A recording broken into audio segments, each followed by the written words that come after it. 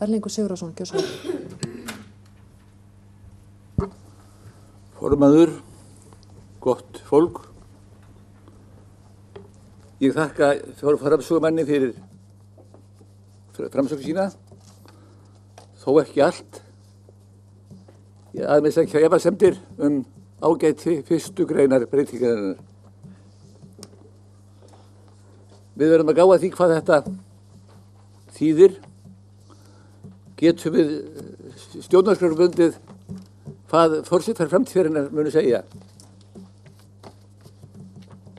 Ég held að þetta sé stefni í slys ef við samþykkjum þetta. Ég bara varpa því fram. Hvað hefði verið ef að þetta hefði verið í gildi þegar Ísland lýsti sig yfir að komast í hóp hérna viljugu þjóða og þá innrásin í Írak? Hefði forseti Íslands fram í stjórnarskrárbrot á embættisafglöp, hefði hann á þeim tíma lýst efasemdum eða andstöðu við yfirlýsingu forsætisráðherra og utanríkisráðherra þess tíma. Við skulum hugsa þetta. Ég legg til að þessi breytingar til að verði borið sér undir atkvæði og ég mun greiða atkvæði gegn henni.